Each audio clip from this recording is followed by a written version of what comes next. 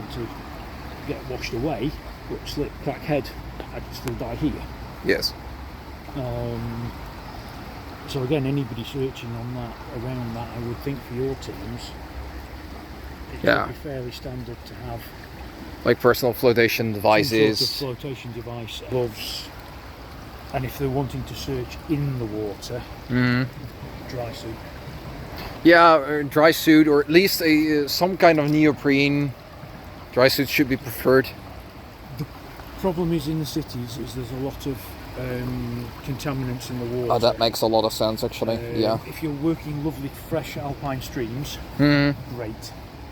We used to do mix in England, and then 2007 floods in Sheffield, we had scratch teams working with whatever we had, and part of that was in Neos, and part of that was in dry suits, because it's just what people had of their personal kit.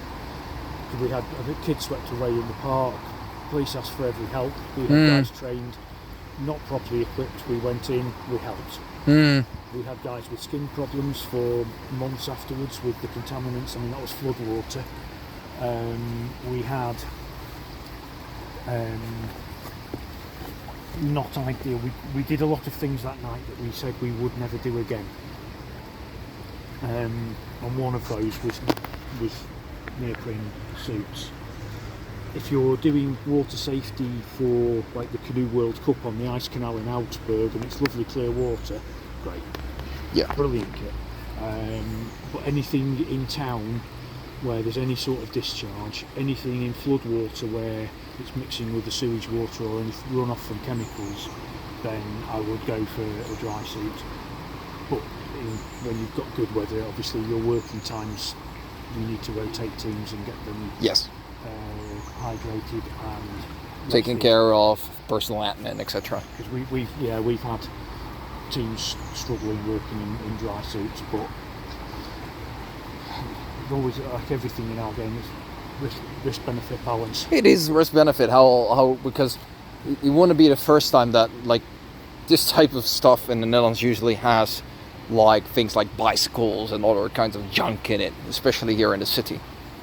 This is why when we did the Module 2 training for the guys that are searching the banks, they have part of the Module 3 training for swimming rescue, the safety, not putting your feet down. Have you done any of the Rescue 3, the water rescue courses? No, I have not. No, I need to someday.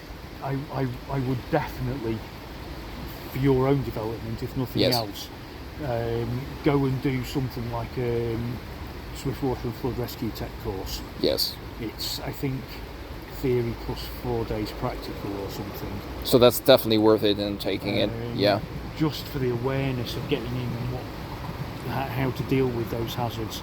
Because as part of that they set up what we call a strainer. So if you've got a hazard where water can go through but people can't, it's going to trap people. So it could be the bicycles underwater, it could be a fence line.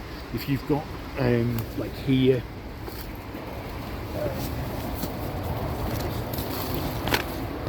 channel fills right up, a bridge like that, and the water's flowing over and through the bridge, then that becomes a strainer. Somebody swimming down gets forced against that and they're pinned. It's one of the really nasty things.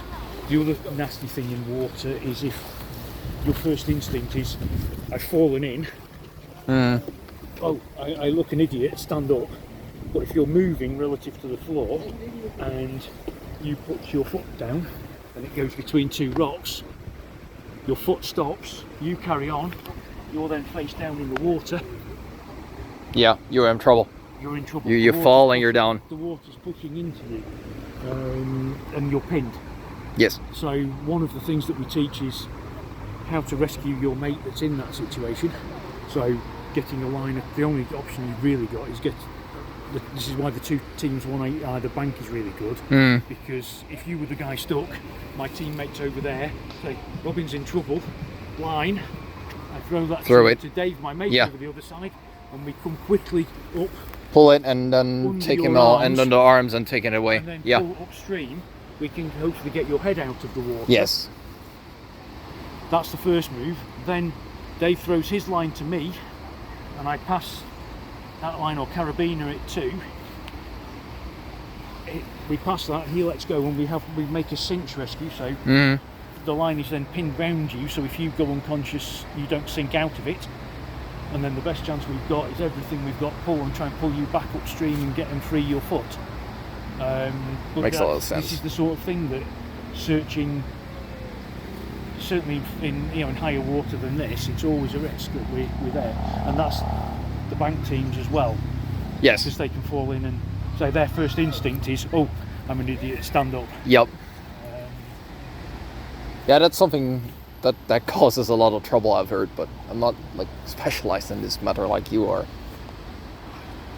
Okay, there's guys that know a lot more than me on it, but I've done it for... You've done it for a while. over 20 years. So 2007 we learnt a lot. Most of it